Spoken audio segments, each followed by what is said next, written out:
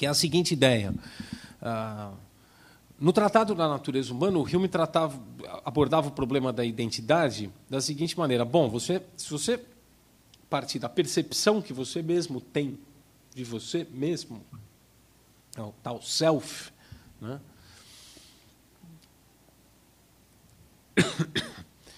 Você vai ter que chegar na conclusão de que a única cláusula de garantia da identidade pessoal é a memória. Então, eu só sei que eu sou eu mesmo porque eu me lembro de ser a mesma pessoa em diferentes momentos da minha vida. E ele diz, bom, isso é bem precário, convenhamos. Porque, então, sei lá, você ainda é mais jovem, deve se lembrar de algumas coisas quando você tinha 8 anos, 9 anos, 10 anos. Uma pessoa de 40 anos não se lembra mais. Então, deixou de ser ela mesma naquele momento? Ipsis literis, sim. Não é? Mas por que não? Por que isso é menos precário do que parece, na verdade? Ora, porque, segundo diz o Hume, o que forma a identidade é o outro, não sou eu. Certo? É o meu reconhecimento, é o reconhecimento que eu tenho das minhas ações no outro. É a maneira como o outro me vê, que garante quem eu sou, que imputa alguma coisa a mim. E esse mecanismo, ele é um mecanismo... antes de chegar nisso, porque aí a gente vai ver por que essa ideia não é tão radical quanto parece. Né? Veja, então, por exemplo, no caso do indivíduo adulto, isso é evidente. Não é? Então, se você comete um ato que tem consequências para um grupo tal de pessoas, essas pessoas vão te julgar positivamente ou negativamente em decorrência desse ato, e você se sente responsável pelo ato aos olhos dos outros. Isso significa o quê? Que o ato é identificado no juízo alheio ao que você pode dizer que é a sua pessoa, na medida em que você é responsável pelo ato. É o sentido jurídico de pessoa. Alguém é dito uma pessoa, um indivíduo, porque responde perante a lei pelos seus atos. Olha, você não precisa responder perante a lei, você responde já perante a sociedade. Então, pensa um jogador de futebol que faz uma jogada errada no momento decisivo. Ele é responsabilizado, não só pela torcida, pelos caras que comentam o jogo, pelas pessoas, pelo resultado do jogo. Não é uma lei que está sendo aplicada. Fulano de tal vai ser punido porque errou o passe naquele momento crucial, mas está sendo imputado a pessoa dele. Aí o jogador diz assim, bom, quando a gente erra, todo mundo presta atenção, mas quando acerta é o time que ganha.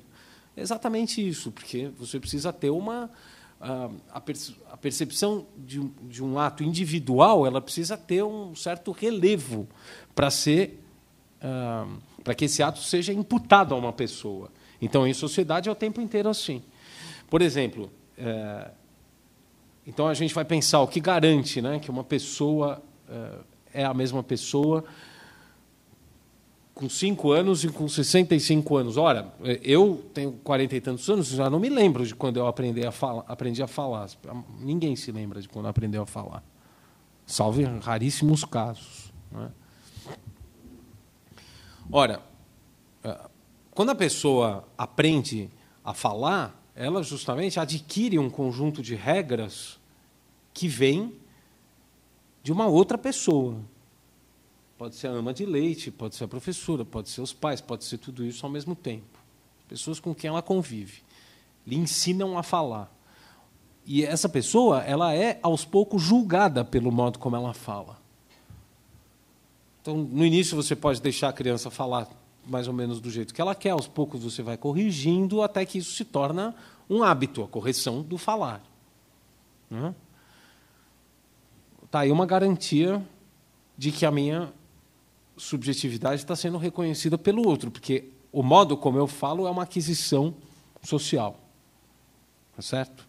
Então, esse mecanismo, ele é um mecanismo poderoso de constituição de identidade, pelo quê? Pelas práticas. Pelas práticas. Ora, por que isso parece avançado, mas não é? Porque o que o Hume está usando aí são justamente aqueles autores do século XVII francês, os chamados moralistas franceses, Rochefoucauld, Bruyère, toda essa turma, né, que vão mostrar. Então, se você abrir, por exemplo, os caracteres do La Bruyère, você vai ver o quê? O Pascal também, né? Você vai ver o quê nos caracteres do La Bruyère? Bom, os tipos da natureza humana pelas ações. Fulano que age de tal forma é não sei o quê. Fulano que faz isso, isso e aquilo, parece que é não sei o quê, mas, na verdade, é não sei o quê. Então, você vai tipificando, você tem uma espécie de catálogo das variações da natureza humana pelas ações das pessoas. E por que você tem esse catálogo? Ora, porque na sociedade monárquica é fundamental identificar o tipo da pessoa pela ação para saber se ela está agindo de acordo com a sua classe. Ou para saber de qual classe ela é, ou para saber se ela está infringindo um código. Portanto, se ela está se comportando como uma pessoa de uma classe a qual ela não pertence. Por que isso é fundamental? Porque a sociedade monárquica, como diz lá o livro do Elias, né, a Sociedade de Corte, que é um livro enorme, né, de forte, né? A sociedade monárquica ela precisa da hierarquia para se manter, diferentemente da sociedade republicana, em que a igualdade, ela, por exemplo, nivela o trato social. Então, as pessoas que se tratam por vós numa república são consideradas, a justo título, pedantes. Geralmente é uma elite inconformada que continua utilizando vós, tal, tal. A igualdade ela tende a rebaixar os hábitos linguísticos. As pessoas ficam furiosas. Todo mundo fala errado, mas é um bom sinal, né? Numa república. Numa monarquia, não. Os códigos linguísticos eles têm que ser ajustados conforme o extrato a que você pertence. O comerciante, ele tem que, na presença de um nobre, ele tem que mudar o jeito que ele fala. E se ele infringe esse código, isso é tomado no sentido não de uma ironia, como seria entre nós. É tomado no sentido de um rompimento, de um reconhecimento que deveria ser um reconhecimento tácito. Ou seja, de que o comerciante, de que o arrendatário, de que o financista, embora tenham mais dinheiro que um nobre, não estão acima do nobre na escala social. Ou seja, não se aproximam mais do rei, que é o centro de onde emana o poder, por causa dessa sua ascensão econômica. Então, é sempre o que o outro diz e o que o outro faz que vai determinar o juízo alheio e que vai, portanto, dar a identidade dessa pessoa. Então, você vai dizer, bom, mas isso é uma redução da identidade da pessoa a uma identidade social. Precisamente disso que se trata. Toda a obra do Rousseau tem essa preocupação em vista. Como é que eu posso ser eu mesmo à revelia das regras? É possível essa identidade fora da regra social?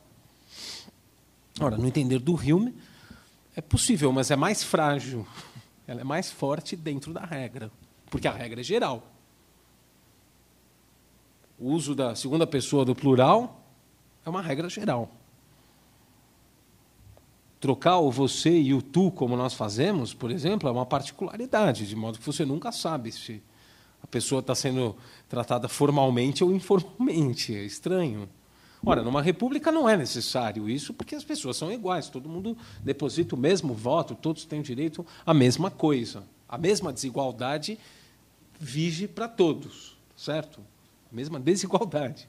Ora, numa monarquia é fundamental saber onde eu estou, e, portanto, para eu mostrar quem eu sou e onde eu estou, eu tenho não só, eu estou usando a linguagem, mas tem todo o gestual, né, nos salões. O Hume tem uma passagem divertida que diz, bom, quando eu encontrei uma princesa tal em Viena, uma carta dele, né, eu fiquei com muita aflição ao me despedir, porque ela foi muito simpática comigo e com os outros meus colegas adidos diplomáticos. Ele era um adido diplomático, e Nós nos sentimos muito à vontade com ela, mas na hora de ir embora não podia dar as costas para ela. Então o salão era longuíssimo e nós 4 tivemos que nos retirar sem jamais dar as costas, até que ela disse: os senhores estão me constrangendo com essa formalidade. E aí é que eles não conseguem se virar, porque eles dizem: nossa, ela é tão incrível que nós jamais poderíamos. Né? Então você fica numa situação em que a regra ela é uma espécie de prisão, ela é uma condicionante da identidade. Mas é isso que garante a estabilidade política. Por que é bom ter estabilidade política, seja numa monarquia, seja numa república? Ora, justamente porque então a natureza humana ela pode desenvolver, né, se aprimorar e se desenvolver, né, no sentido de produzir certas coisas que não estão estritamente ligadas à manutenção da ordem, que não dizem respeito só às necessidades imediatas e que são aquelas que dão um sentido para a vida de cada indivíduo, que estão ligadas ao prazer. É isso, né? A filosofia do Hume ela foi apropriada pelos utilitaristas, mas tanto o Bentham quanto o Mill têm que cortar o Hume ao meio, um serrote assim, de açougueiro mesmo, com a sutileza que é peculiar aos utilitaristas, porque no Hume o cálculo da utilidade e do benefício ele é um primeiro passo para que você possa desenvolver uma predisposição da natureza humana na satisfação dos prazeres, de prazeres que não têm nenhuma outra função que não seja confirmar então essa ordem que propicia o seu afloramento, o seu desenvolvimento. Mas esse é o problema. Quando o Rousseau, embora o ponto de vista do Rousseau ele seja oposto ao do Hume, você tem que encontrar uma identidade fora da regra social, ele está ciente da dificuldade. O Rousseau está ciente da dificuldade. Tanto é assim que ele vai escrever um livro inteiro sobre a educação, um romance sobre a educação, que é o Emílio, que vai dizer o quê? Bom, como é que você pode adquirir uma regra que permita a construção dessa identidade individualmente e, ao mesmo tempo, socialmente? Porque a educação não é outra coisa além disso. O Hume não tem um tratado sobre educação. E por bom motivo. Porque a educação não é um problema. A concepção de educação do Hume é retórica. A pessoa aprende a falar latim, grego, leva palmada quando erra a conjugação do verbo. É isso. Educar uma pessoa é transformá-la em alguém apto a conviver em sociedade num nível de aprimoramento muito alto, de modo que você possa, então, pôr para funcionar com cada vez mais perfeição esse mecanismo de reprodução das regras. A aquisição de uma língua é a aquisição de uma regra geral. E de uma língua morta é de uma regra geral invariável. Pense nisso. O Hume, num determinado momento, ele não sabia grego. Né? Num determinado momento da sua vida, ele percebeu: eu tenho que aprender grego imediatamente. Porque, enquanto você souber só o latim, essa sua noção de regra geral linguística ela é parcial. Porque o latim ainda era usado. O grego é uma língua morta mesmo. Então, você tem que ir lá na língua morta. É estranho para nós. Né? O Rousseau diz, não, você tem que ensinar francês para os garotos. É estranho, né? Porque é justamente isso. O Rousseau, embora conteste isso, ele sente a dificuldade, portanto, ele percebe que tem um sentido essa construção da regra. Ele não está contestando que você tem que ter uma regra geral, mas ele está contestando que a regra geral resolva o problema da identidade pessoal, que é algo que o Hume aceita. Porque, no fundo, o indivíduo humano ele é uma contingência na filosofia do Hume. Você não tem homem, você não tem sujeito. Assim como você não tem objeto, não tem mundo. Né?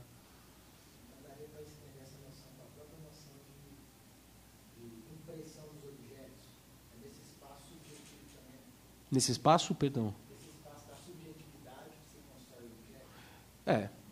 Não. Sem dúvida, sem dúvida. Não há um solipsismo. Você constrói um objeto. E você constrói literalmente. Exato, exatamente. Pensa o caso da moeda. Você emite a moeda e diz, você reconhece isso aqui como 100 libras? O cara reconhece. Tem um outro que reconhece. O objeto é construído. Uma edificação, ela é erguida por uma determinada função. Se você faz um palácio que não responde à função do palácio, o palácio é demolido, a construção é demolida e você tem que erguer outro no lugar. Seu patrono liquida com você, não é você mais que vai fazer o segundo palácio, mas o palácio tem que ser reconhecido como um palácio, não adianta isso é um palácio. Não é. Não é. Então você tem um reconhecimento que é um reconhecimento que é dado pela função do objeto, nesse caso. Né? É uma função social. Não é a identidade absoluta, os palácios. Né? Se vocês tomarem, por exemplo, um livro fascinante, né, que foi escrito por um grande historiador austríaco chamado Pevsner. O Pevsner foi traduzido na Companhia das Letras, naquela coleção dirigida pelo Miceli, de História da Arte. Tem um livro do Pevsner lá sobre as academias de arte. Mas existe um outro livro que o Pevsner escreveu quando estava já lá na Inglaterra, que chama Building Types, tipologia de edificações, ou tipologia de tipos de prédio, tipos de construção. Teria que ver como é que traduz isso aí. Não é um título muito inglês, é um título meio alemão. E nesse Building Types, o Pevsner pega, capítulo 1, parlamentos, e examina mostra desenhos de parlamentos na Europa. Aí você vai lá e extrai linhas gerais de parlamentos. Você diz, então os prédios de parlamentos tendem a adotar as seguintes soluções, tais, tais, tais e tais.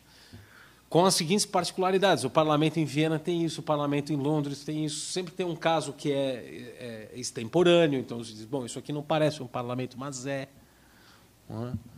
Igrejas. Igrejas católicas, igrejas protestantes. Senados, que não são bem parlamentos.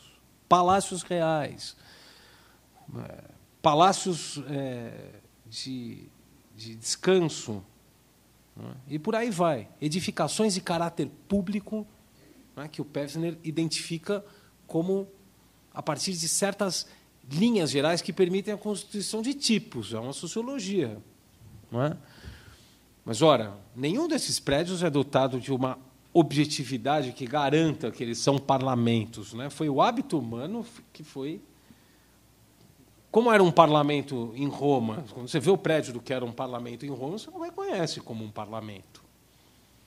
E é por isso que os europeus também, quando chegaram na América e viram os parlamentos dos aborígenes daqui, não reconheceram como parlamentos. Esses caras não têm sociedade política.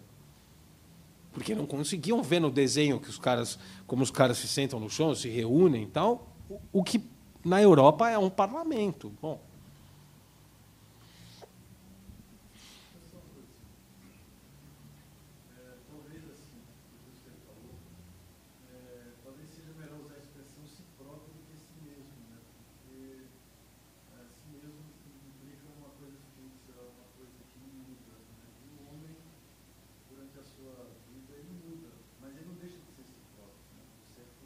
Exato.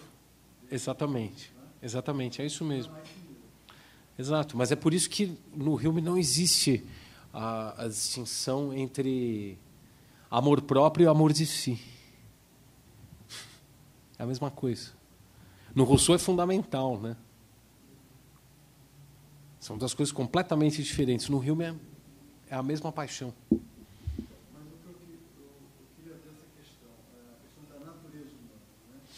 Uhum. E parece que, quando você usa essa expressão natureza, você quer dizer que é algo difícil. Né? É algo que não tem suas características próprias, que não é humana, que a natureza é o que é dado, é o que está aí. Né? Uhum. E ela não muda, ela é fixa. Quando ele fala de uma natureza humana, ele traz esse conceito que não supõe que haja algum núcleo duro, alguma coisa tipo assim. A força da gravidade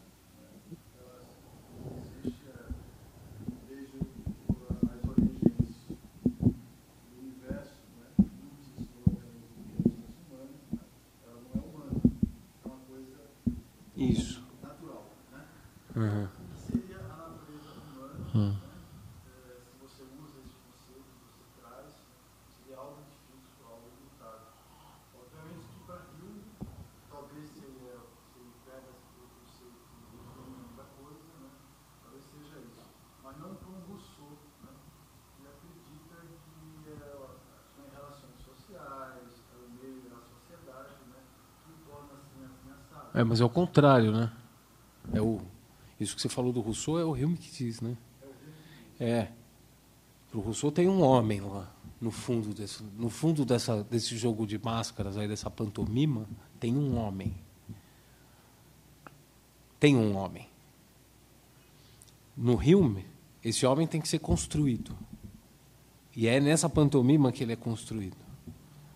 É o contrário, você não tem uma essência, porque é o que o Deleuze falou aqui, né? Toda a ideia da minha exposição de hoje foi essa. Bom, quando ele fala em natureza humana, ele está falando justamente em algo que foi construído, assim como o exemplo que você falou da força da gravitação universal. Uma vez que você formula a ideia, você pode dizer, bom, sempre existiu, né? A gente pensa a natureza assim, mas os gregos não tinham ideia da força da gravitação. A cosmogonia deles era diferente da nossa. A nossa é tão imprecisa quanto a deles, né? A gente não sabe como o mundo começou e é uma questão um pouco quimérica para nós. Cada um tem uma hipótese, tem correntes científicas, tal, mas empiricamente são todas hipóteses muito fracas, né? Você tem modelos mais convincentes do que outros, mas em termos de experimentação a gente está meio às cegas. Então a gente tem modelos de cosmogonia, de origem do universo. Os gregos tinham os deles, né?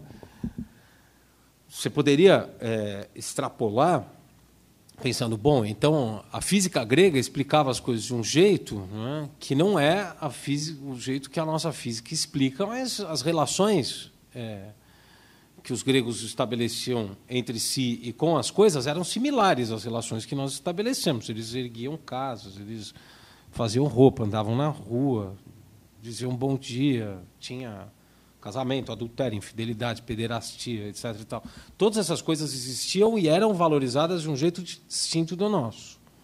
Então, a função dos edifícios para os gregos era uma que para nós não existe mais. Essa função, uma função pública do edifício, tal como era concebida na Grécia, né, de uma religião cívica, isso para nós é uma coisa um pouco difícil de entender até.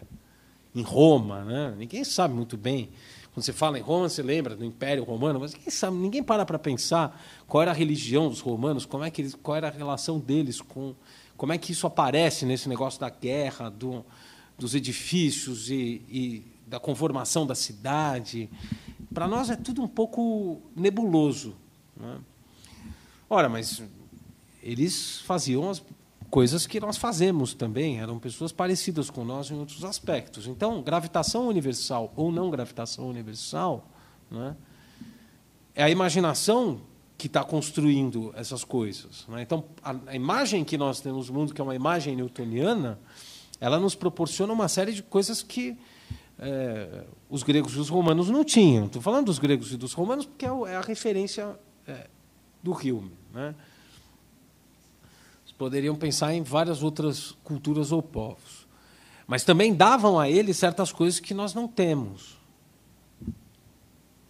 Tem aí um jogo um pouco de perde e ganha, né? Então, a acuidade com que os gregos, principalmente, conceberam a retórica, a poesia, a gramática, são estranhas à nossa inteligência.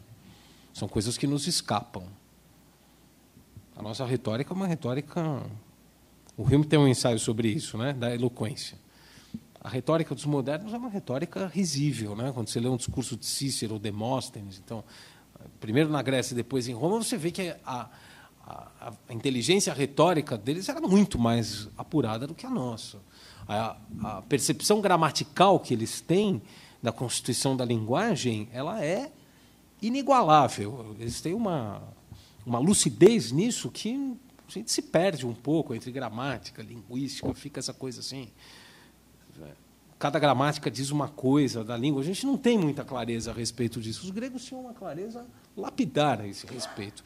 Vamos dizer assim, assim como nós temos uma clareza lapidar a respeito da regularidade da natureza, eles tinham da regularidade das artes e das coisas humanas, que nós não temos. Vocês vão dizer, bom, era postiço. Não, não era postiço. Era uma inteligência cortante mesmo. Era cortante. Né? Então, existe esse pendor diferente. Né? Isso quer dizer que o Hume esteja dizendo, bom, então não tem objetividade nenhuma, a natureza não existe, não tem nada. Não, é o contrário. Mas o que ele está mostrando é que a natureza existe enquanto a imaginação constitui a natureza. É o que ele chama de imaginação, não é o que os caras na televisão chamam de imaginação. Ah, você está imaginando coisas. É assim que a gente usa a palavra imaginação. A imaginação, para ele, é uma coisa séria. E é tão séria que é ela que está no lugar de uma dualidade que a gente fica prisioneiro dela entre corpo e espírito. Essa dualidade no Hume não existe, porque a separação entre sujeito e objeto ela é concomitante à dualidade corpo-espírito. No Hume não tem diferença entre corpo e espírito, porque, bom, você pensa como? Você pensa com as paixões, e as paixões elas são afecções físicas. Está em nós. Eu sinto um objeto como agradável ou desagradável porque ele me afeta fisicamente, fisiologicamente. Assim. Certo? Então, eu penso com o corpo, eu dependo do corpo para pensar. Não é? É isso que o Hume chama de imaginação. Então, para nós, isso a gente não tem também, porque o Hume não tinha cabeça cristã e nós fomos... Né, por uma série de razões que não convém examinar aqui. Se o curso fosse sobre Nietzsche, nós poderíamos fazer isso, mas nós temos uma cabeça um pouco cristã, que essa dualidade é um pouco intransponível para nós. Então, à medida que a neurobiologia, as neurociências vão avançando, a gente vai se perguntando cada vez mais, mas como é possível que nós sejamos tão inteligentes? Nós não somos tão inteligentes. É justamente por causa disso que a biologia está mostrando que nós somos inteligentes como nós somos. Não é uma coisa incompatível. Mas é porque, para nós, a velha dualidade está lá. Nós pensamos e a matéria não pensa. Se você for colocar em termos absolutos, é verdade. O piano não pensa e eu penso, mas... O piano ele é constituído de tal modo que ele me obriga a pensar de tal jeito para poder utilizá-lo. Então, é ele que está dando as regras para mim. É por isso que as pessoas aprendem a tocar piano. Não é só sentar e fazer assim. Né? Então, você tem esse problema da... só para encerrar essa pergunta, porque é uma colocação importante que você fez. Né? Eu acho que é justamente isso, de tal modo que, quando o Rousseau for pensar o problema de tem um homem lá no fundo ou não tem, que é o problema que está no Kant também, eles não só eles não podem menosprezar o que o Hume faz, como eles têm que levar em consideração integralmente o que o Hume diz. A constituição da regra é uma constituição social, a constituição da representação é ela que faz a separação entre o sujeito e o objeto, que não é uma separação originária. Não é? O mundo natural e o mundo da cultura eles não se opõem, porque é depois que eu vou me referir a eles assim. Essas distinções elas são todas gramaticais. São todas distinções gramaticais. E é por isso que tanto Wittgenstein quanto Nietzsche vão dizer, bom, quem quiser se libertar do fardo da metafísica tem que acertar contas com a gramática. Porque é na gramática que a metafísica vive e prospera.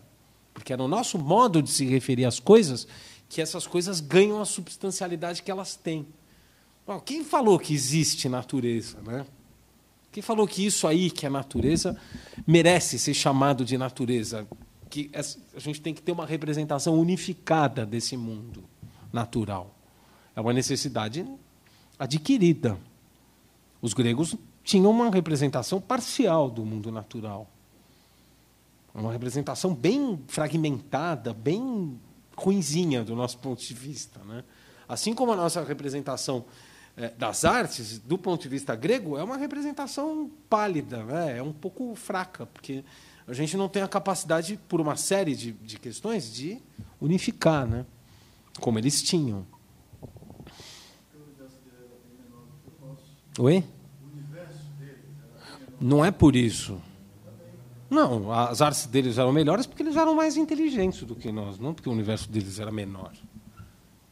O nosso universo é grande e por isso eu não consigo fazer retórica? Isso não é uma boa explicação. O sujeito faz a Odisseia porque o mundo dele é pequeno? Não, é o contrário. É porque a percepção dele de mundo é enorme. E é enorme e ele consegue unificar. Isso aí é um problema para nós, porque a gente acha que a gente vai evoluindo, que o homem está cada vez melhor, etc. E tal. Não está, do ponto de vista humeano, deleuziano, não está cada vez melhor. O homem está sempre como ele consegue estar. E aí você tem coisas que podem ser consideradas melhores, outras piores. Bom, quanto mais quanto mais complicados são os mecanismos da representação política, mais eu me distancio dos fins para os quais esses mecanismos foram propostos. Bom, se você for examinar comparativamente a sociedade, você vai ver que essa tese é uma tese um pouco genérica, mas ela pode se sustentar aqui e ali. Então, não é porque é mais complexo que é melhor também. É só a gente estudar um pouco, isso não se estuda mais, né? A literatura latina que se estudava nos colégios há pouco tempo. Quando você lê um autor latino, você percebe o seguinte, que só para colocar bem a maneira mais simples possível, mais direta possível, Tácito não é Balzac. E Tácito não é Balzac porque quando eu leio Balzac eu entendo, e quando eu leio Tácito eu não entendo. E eu não entendo porque aquilo ali escapa à minha concepção. E aquilo escapa à minha concepção porque foi formulado por uma inteligência diferente da minha, com uma capacidade diferente da minha. De tal modo que, quando você lê Balzac, Stendhal, Dickens, qualquer romancista do século XIX, você reconhece aquilo, você consegue entender como aquilo é profundo e te toca e te modifica. Quando você lê um autor grego ou romano, se você lê a sério, sem querer acomodar, dizendo, bom, isso aqui tira, porque eu não entendi, quando você tenta fazer sentido do livro, você percebe que é quase impossível fazer sentido do livro. Mas o que eu quis dizer de ser menor, eu queria só especificar, o menor foi quantitativo, não foi nada de valor. Não, sim. Por exemplo, um filósofo como Aristóteles, no seu tempo, ele podia dominar praticamente todo o conhecimento da época. Hoje, não existe ninguém que possa dominar o conhecimento. Mas aí você está sendo otimista, porque aí você está dizendo que não existe ninguém porque o mundo ficou grande demais. E o que um grego poderia dizer para você é o seguinte, não existe ninguém porque as pessoas perderam a capacidade. Também é outra... Mas dado um manancial de conhecimento. Ué... Por exemplo, você poderia pegar um Euclides, né, e ele dominar o conhecimento matemático. Hoje, você não tem um matemático que domine todo o Não, tudo bem, mas aí você... Tudo bem, mas aí você está falando, de uma coisa que está ligada às ciências da natureza. O que eu estou te dizendo... Não, então, mas o que eu estou te dizendo é que no plano da poesia, da retórica, da gramática, qual é a diferença? Não é? Isso não se aplica. E é justamente nisso que eles são mais bem-sucedidos do que nós. Essa leitura que você está propondo é uma leitura que é o que todo mundo fala quando eu falo isso. Mas o problema, visto do ponto de vista da filosofia de um cara como o Hume, não é esse. Não é esse. Porque é o que eu estou te falando. A gente conhece um monte de coisa e os nossos preconceitos são preconceitos dos quais os filósofos do século XVIII, que conheciam menos coisas do que nós, estavam livres. Eles não tinham dualidade de corpo e espírito. A gente tem. O que os físicos tentam fazer, vira e mexe. A cada 3, 4 anos aparece um físico dizendo, bom, então, isso tudo indica a presença de um autor inteligente. Bom, a prova do desígnio inteligente, a partir das evidências empíricas, é uma prova que foi criticada pelo Hume, pelo Kant e pelo Leibniz, que acreditava na existência de Deus. O próprio Leibniz disse, esse negócio é uma bobagem. Eu não posso provar a existência de Deus com qualquer informação empírica que seja. E é o que todos os nossos físicos fazem. Então, se você vê as diatribes do Dawkins, desses novos materialistas, dizendo, bom, então agora a genética provou que Darwin está certo, etc. e tal, e que aí, portanto, toda crença religiosa é estupidez. Então, se você acha que a crença religiosa é estupidez, você tem que me explicar por que as pessoas são estúpidas em todas as épocas, em todos os tempos, em todos os lugares. Você tem que explicar para mim qual é a função da crença religiosa e não dizer que um cara é estúpido porque ele nunca leu Darwin. Que isso é uma bobagem. Então, o nosso tempo ele é um tempo em que o refinamento intelectual ele é muito menor, eu digo isso sem a menor hesitação, ele é muito menor do que em épocas passadas, justamente por isso, porque nós temos informação demais e não sabemos o que fazer com essa informação. Ó, veja a definição que o Kant dá de esclarecimento. Qual é? O esclarecimento não consiste no acúmulo de conhecimentos, mas sim no discernimento que se tem acerca de como nós devemos lidar com esses conhecimentos. Então, esse é que é o problema de discernimento. Aí, é claro, eu concordo com você. Hoje a gente sabe muito mais coisas. Isso o que você está falando é incontestável. Agora, por que a gente não sabe fazer nada, ou quase nada, com o que a gente sabe? A gente só sabe fazer localmente, coisas particulares, como você falou, né? Você não tem a matemática. Bom, isso talvez seja um problema outro, né? E não de excesso de informação. Nossa perspectiva se abriu tanto que a gente não pode mais unificar. Não sei se é bem isso, né? Porque uma unificação como a que o Hume está propondo, ela não implica nenhum conhecimento além da ciência newtoniana. Ele está dizendo, bom, eu consigo entender o que eu quiser se eu aplicar o método experimental. O que o Deleuze está propondo é uma coisa mais simples ainda. Eu não preciso nem do método experimental para entender o quê? Que a produção do valor é subjetiva. Que a produção do valor é subjetiva. E a produção do valor sendo subjetiva, isso tem consequências para o quê? Para o conhecimento da natureza, para o conhecimento moral, para a esfera moral, porque o certo e o errado eles são produzidos, o verdadeiro e o falso são produzidos, né? E aí é evidente que a gente está num outro mundo, numa outra perspectiva, que não é uma perspectiva cristã, né? E a perspectiva da nossa época é cristã, mesmo dos caras que se dizem materialistas, é prisioneira de uma herança cristã. Então, é por isso que na próxima exposição, pela cara da Tânia, a gente deve estar na hora, né? Na próxima exposição, mas a gente está na hora porque as perguntas foram muito boas, né? Então, também... É por isso que na próxima exposição o que a gente vai ver é o seguinte... Com o Wittgenstein, né, o que eu vou fazer, basicamente, não é dizer que o Wittgenstein leu o Hume e não contou para ninguém, ou deveria ter lido o Hume e não leu, não é isso. É ver justamente isso, como é que essa produção do valor depende de um código de estabilização que é justamente a gramática. Esse é um segredinho que tem lá na filosofia do Hume, e isso é uma coisa que no Wittgenstein é fundamental, né? O projeto do Wittgenstein de superar a metafísica passa justamente por esse esvaziamento, né, ou pela dissociação entre uma suposta objetividade das coisas e a objetividade que essas coisas adquirem quando são estabilizadas num discurso confortavelmente regulado por um código que se apresenta como objetivo, que é justamente a gramática. Tá? Então, vamos falar um pouco disso, que aí é um assunto fascinante, porque aí vai colocar também a questão da nossa gramática, né? Então, acho que é isso, né? A gente tem que encerrar, Tânia? É isso? Tem mais uma? Dá tempo para mais uma questão?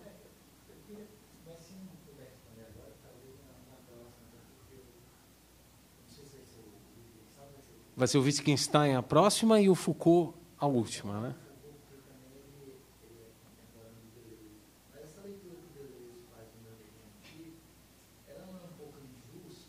Claro. Claro. Ele já abre mão da possibilidade de uma redução final. Claro. O Russell, a perspectiva da fenomenologia pura faz sentido. é mais ingênua, né? Vamos dizer assim, né? Desse ponto de vista. Claro. E é por isso que os estruturalistas não vão romper com o Merleau-Ponty, né? O estruturalismo é amigo da fenomenologia do Merleau. Mas com a diferença de que esse objeto convoca, né? E aqui é a paixão, né?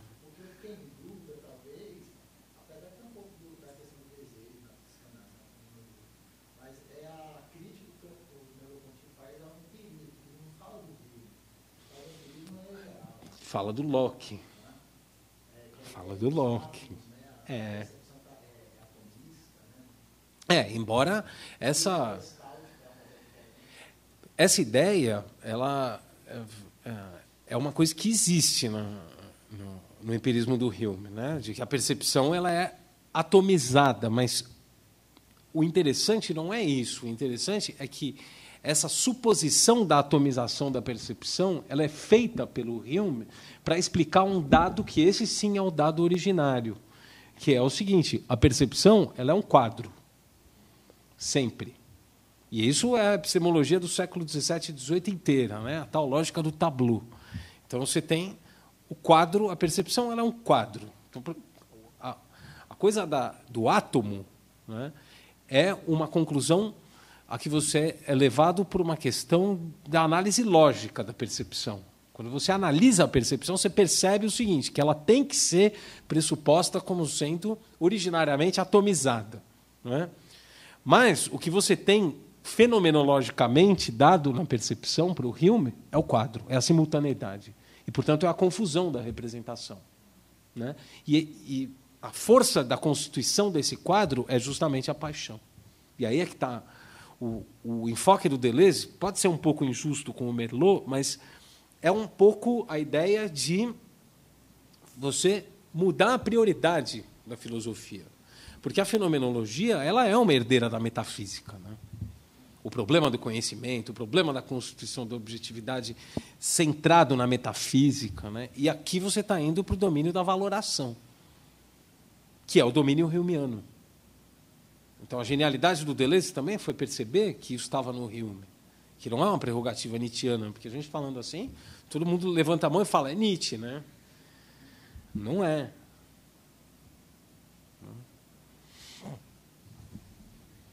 Então, obrigado pela atenção, foi um prazer.